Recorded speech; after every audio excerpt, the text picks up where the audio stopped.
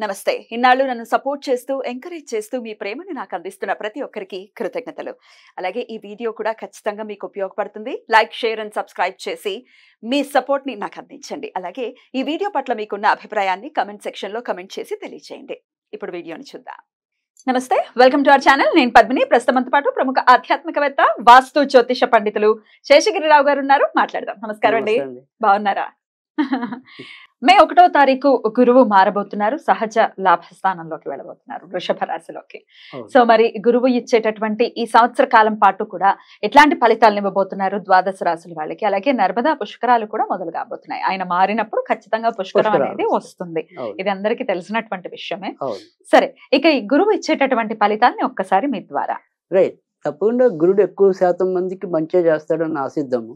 సరే, ఒకవేళ ఎవరికైనా నెగిటివ్ ఉంటే ఆ నెగిటివ్ ఏంటి, ఏ కోణాలు అంటే ప్రతి ఒక్క గ్రహం కూడా సేమ్ ఒకటే చెడు చేస్తుందని కాదు. సో ఆయా రాశులు బట్టి వచ్చే చెడు వేరుండొచ్చు, మంచి కూడా వేరుండొచ్చు. సో అలా మనం ఉదాహరణగా చెప్పుకుంటే కనుక కన్యా రాశి కొన్ని విషయాల్లో చెడున్నా కానీ ఈ గురుడు మారే విషయంలోకి వచ్చేప్పటికి ఏంటంటే అప్పటిదాకా పెళ్లి కాని వాళ్ళకి పెళ్లి అయ్యే అవకాశాలు ఉన్నాయి. మంచి కూడా ఉంది కదా. సో అది ఒక ఉదాహరణ మాత్రమే. ఇలా తర్వాత ఏ రాశికి ఏంటనేది మనం వివరంగా మాట్లాడుకున్నా కానీ ఇక్కడ వచ్చేప్పటికి ఏంటంటే గురుడు మారటం అనేది ఏంటంటే కొద్దిగా మనకి ఏ విషయాల్లో కొంత ఇబ్బంది అంటే ఆయన ఉన్నది సంచారం చేసేదంతా కూడా శత్రువు రాశిలో సంచారం చేయటం అనేది. శుక్రుడు ఆయనకు శత్రువుగా పరిగణించొచ్చా? అంతేగా, ఈయనేమో దేవతల గురువు, ఆయనేమో రాక్షసుల గురువు. సో అందుకని వైరం ఎలాగా ఉంటది మరి. సో అందుకని ఆ రకంగా ఆయనకి కొద్దిగా అసౌకర్యమైన స్థానం అది. కానీ బేసిక్ గా ఏంటంటే శుభగ్రహాలు ఏంటంటే వాళ్ళు ఎప్పుడు శుభమే చేస్తారు అనేది మన నమ్మకం. అంటే మనం వ్యక్తులుగా ఆపాదించుకున్నప్పటికీ కూడా సహజంగా మీరు మంచి వాళ్ళు అనుకోండి, పోలే వాడి కర్మ వాడికే పోతుందని అనుకుంటాం. కరెక్ట్. అదే చెడ్డవాడైతే వాడిని ఎప్పుడు కత్తిచ్చి పొడిచేద్దాం అన్నట్టు ఆ ప్రవృత్తి గురువులో ఉండదు అనేది. నేను చెప్పేది ఏంటంటే వీళ్ళు బేసిక్ గా అక్కడ అసౌకర్యం పాలవ్వచ్చేమో కానీ ఎంతో కొంత మంచి చేయడానికే చూస్తారు, ప్రయత్నిస్తారు. అందుకనే ఈ మూడాలు వచ్చినప్పుడు మనం వాటిని వదిలిపెట్టడం అనేది, అంటే ఆ ముహూర్తాలు వదిలిపెట్టడం ఎందుకంటే వీళ్ళిద్దరు బేసిక్ గా శుభగ్రహాలు. రాక్షసు గురువు రాక్షసుడైనా ఆ రాక్షసులందరికీ మంచిగా ఆకాంక్షిస్తాడు కదా, మరి ఈ దేవతల గురువు దేవతలందరికీ మంచిగా ఆకాంక్షిస్తాడు కదా. సో బేసిక్ గా వీళ్ళిద్దరు కూడా మరి విద్యా సంపన్నులు కాబట్టి ఖచ్చితంగా విద్య ఎవరికైతే ఉంటుందో దానికి ఎంతో కొంత బ్రెయిన్ కూడా ఉంటుంది. తప్పకుండా. అయితే వృషభ రాశిలోకి మళ్ళీ గురువు గారు రావడానికి 12 ఏళ్ళు పడుతుంది. మళ్ళీ అంతేగా 12 years పడుతుంది. సో 12 years కి ఒకసారి మాత్రమే ఈ ప్రిడిక్షన్. అంతే, ఇప్పుడున్నటువంటి గ్రహస్థితి రీత్యా ఇచ్చేటటువంటి ప్రొడిక్షన్ అలా కూడా కన్సిడర్ చేయొచ్చు. అంతేగా మళ్ళీ ఇది మళ్ళీ మారిపోతాడు కదా, తర్వాత మళ్ళీ మారిపోతాడు. మళ్ళీ నెక్స్ట్ ఇయర్ మిథునంలోకి వెళ్తారు. ఇట్లా 12 years పడుతుంది మళ్ళీ వృషభంలోకి రావాలి. రైట్ అండి. సో మరి గురువు ఇచ్చేటటువంటి ఫలితాలను ఒకసారి తెలుసుకుందాం. అలాగే ఇంకొక చిన్న విషయము, ఆల్రెడీ గ్రహచారంలో కూడా ఒకవేళ వృషభ రాశిలోనే వాళ్ళకి అంటే జన్మజాతకంలో వృషభ రాశిలోనే గురువు ఉండి మళ్ళీ గోచారం కూడా కలిస్తే ఎట్లాంటి ఇంపాక్ట్ ఉంటుంది? సాధారణంగా ఎక్కువ శాతం అయితే మంచి ఫలితాలు ఉంటాయని చెప్పడం అనేది కూడా జరుగుతుంది. ఎందుకంటే మన జన్మ రాశిని కాకపోతే అలాంటి ఎప్పుడు ఇబ్బంది ఉంటుంది అంటే కనుక ఎవరికైనా సరే ఒక మారక దశలు కానీ అలాంటివి వచ్చినప్పుడు మాత్రం కొద్దిగా ఇబ్బంది ఉంటుంది. సో అలా మినాయిస్తే కనుక ఎక్కువ శాతం ఎప్పుడు కూడా మన జన్మగ్రహాన్ని గోచార గ్రహం వచ్చి టచ్ చేసినప్పుడు ఖచ్చితంగా ఎక్కువ శాతం అయితే మంచి ఫలితాలే ఉంటాయి. సో వృషభ రాశి వారికి ప్రత్యేకించి వృషభ రాశికి కాకుండా వాళ్ళకి జాతకాలు తెలిసి వాళ్ళకి వృషభంలో గురుడు ఉన్నవాళ్ళు. అదే అంటున్నా, వృషభ రాశి వాళ్ళకే కదా జన్మ జాతకంలో వాళ్ళకి తెలిస్తే కనుక ఖచ్చితంగా వాళ్ళకి ఇంకొద్దిగా మోరల్ సపోర్ట్ ఇచ్చినట్టు. అయితే వక్రగతి కూడా ఏమైనా ఉందండి గురువుకి ఈ సంవత్సరం? తప్పకుండా. అంటే ఇప్పుడు మనం ఒకటి మూడాలు అనేది కూడా ఉంది కాబట్టి గురుడికి మోడ్యం అనేది ఉంది. తర్వాత దాంతో పాటుగా ఇంచుమించుగా అక్టోబర్ కి మధ్య నుంచి వక్రం ఉంటుంది. సో అది ఆ వక్రం వచ్చినప్పుడు మరి ఆటోమేటిక్ గా కొన్ని ఫలితాలు స్తంభింపజేయటం అనేది కూడా అలానే ఉండటం. మంచి ఫలితాలు స్తంభిస్తాయి, చెడు ఫలితాలు కూడా స్తంభిస్తాయి. ఇప్పుడు సపోజ్ ఉదాహరణకి గురుడు ఇక్కడ మంచి ప్లేస్ లో ఉన్నప్పుడు సంబంధం కుదరచ్చు. సో కానీ ఆ సంబంధం ఎప్పుడు పెళ్ళికి వెళ్తుంది అనేది స్తంభించింది కాబట్టి ఇంకా 2-3 నెలలు టేక్ తీస్తాయి. అంతే, అలాంటివి అలా కూడా ఉండేది. అది వివరంగా మనం రాశి వైజ్ మాట్లాడుకున్నప్పుడు చెప్తారు. రైట్. మరి ఇప్పుడు ఇక చూద్దాము ద్వాదశ రాశులకి కూడా ఈ గురువు మార్పు వల్ల వచ్చేటటువంటి ఫలితాలు ఏంటో.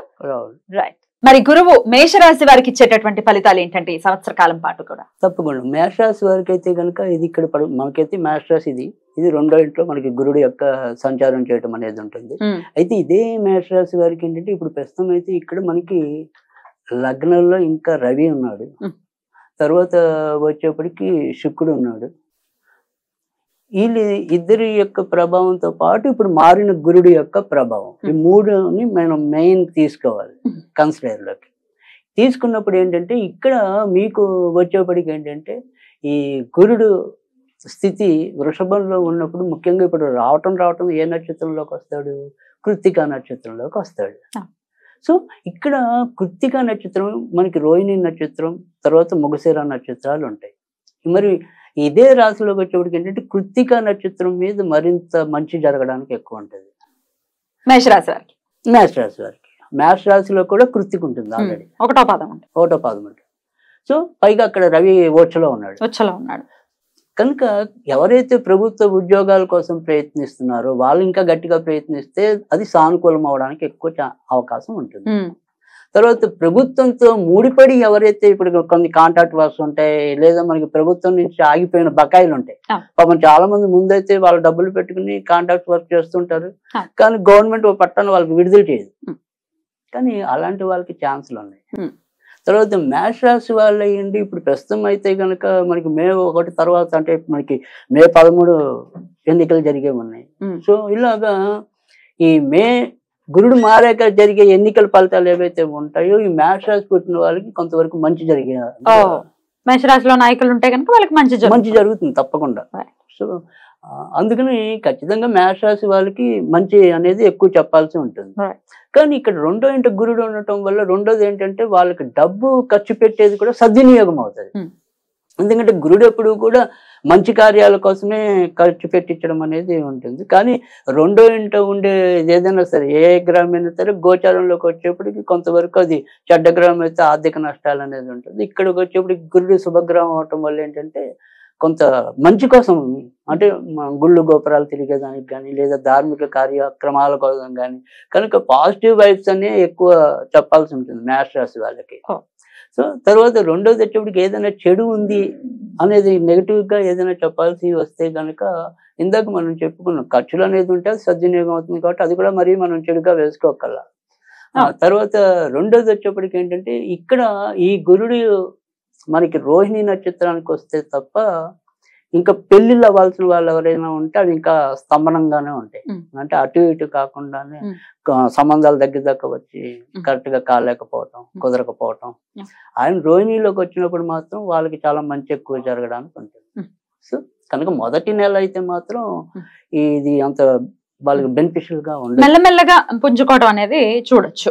మేషరాశి ఆరోగ్యం ఎలా ఉంటుందండి? సో రైట్, ఇక్కడ ఆరోగ్యం వచ్చేప్పటికి మాత్రం ఖచ్చితంగా గురుడు వల్లని కాదు, కానీ ఇక్కడ ఏదైతే లగ్నంలో ఆల్రెడీ రవి సంచారం వల్ల ఇప్పటికీ వీళ్ళు కొంతవరకు ఇబ్బందులు పడతారు. ముఖ్యంగా కంటికి సంబంధించిన కానీ శిరస్సుకి సంబంధించిన కానీ అంటే మైగ్రైన్ హెడేక్, సో తర్వాత కంటికి సంబంధించినవి ఇలాంటివి కొంత ఎక్కువ ఇబ్బందులు కలగటం అనేది ఉంటుంది. తర్వాత ఎప్పుడైతే ఇక్కడ మళ్ళీ మనకి ఈ గురుడు మేన్ రాశి నుంచి మేష రాశికి ప్రవేశిస్తాడో అప్పుడు ఇంకొద్దిగా రోగాలు ఎక్కువ అవుతాయి. సో ఆయన కూడా ఇప్పుడు ఇదే నెలలోనే చివరిలో మనకి ఇంచుమించుగా గురువు మెయిన్ రాశి నుంచి గురుడు కాదు బుధుడు ఆల్రెడీ మెయిన్ రాశిలో ఉన్నాడు. వక్రం అయిపోయింది మన 2-3 రోజుల కింద. ఇప్పుడు మళ్ళీ మేషంలోకి వస్తాడు. ఆ మేషంలోకి వచ్చినప్పుడు బుధుడు మేషంలోకి వచ్చినప్పుడు రోగాలు పెరుగుతాయి. సో ఇందాక మనం చెప్పుకున్న ఏదైనా కంటికి సంబంధించిన అనుకోవచ్చు. తర్వాత బుధుడు వల్ల తాత్కాలికంగా ఈ స్కిన్ ర్యాషెస్ కానీ ఇలాంటివి జాగ్రత్త వహించాలి. మరి ఎట్లాంటి రెమెడీస్ చేసుకుంటే ఈ సంవత్సరం కూడా పీస్ఫుల్ గా వెళ్తుందండి మేషరాశి వాళ్ళు? రైట్. సో మేషరాశి వాళ్ళు తప్పకుండా ఏంటంటే గురుడు అసలు వాళ్ళకి చాలా మంచి యోగకారకుడు. మేష లగ్నం అనుకోండి, రాశి అనుకోండి. సో ఎందుకంటే పంచమాధిపతి ఆయన అవుతాడు, భాగ్యాధిపతి కూడా ఆయనే అవుతాడు. కనుక గురుడు వాళ్ళకి మిత్రుడు, శత్రువు కాదు. సో వీళ్ళు ప్రతిరోజు కూడా గుర్తుంటే లేదా కనీసం గురువారాలు వాళ్ళు స్నానం చేసే నీటిలో కొద్దిగా పసుపు వేసి స్నానం చేస్తే కనుక అది మగాళ్ళైనా సిగ్గుపడక్కర్లేదు.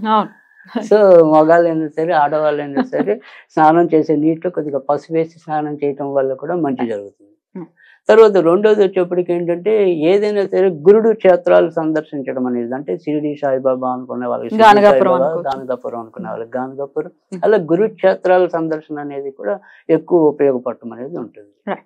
సో అలా ఆ రకంగా మేషరాశి వాళ్ళు కనుక జాగ్రత్త తీసుకుంటే ఖచ్చితంగా ఈ ఏడాది అయితే వాళ్ళకి ఎక్కువ శాతం మంచి ఫలితాలని కన్సిడర్ చేయొచ్చు డెఫినెట్ గా. బ్యూటిఫుల్. మరి మీరు చెప్పిన విధానాలని పాటిస్తూ గురువు యొక్క అనుగ్రహాన్ని పరిపూర్ణంగా పొందుతూ ఈ సంవత్సరాన్ని చాలా బ్యూటిఫుల్ గా వెల్కమ్ చేయాలి. మేషరాశి వాళ్ళు చాలా అద్భుతంగా ఉండబోతోంది కాబట్టి డెఫినెట్ గా చాలా పీస్ఫుల్ గా ఉంటుంది వీరికి. తప్పకుండా. రైట్ అండి, థ్యాంక్ యూ సో మచ్. ఇక నెక్స్ట్ ఎపిసోడ్ లో వృషభ రాశి గురించి మాట్లాడుకుందాం. నమస్కారం అండి. నమస్తే.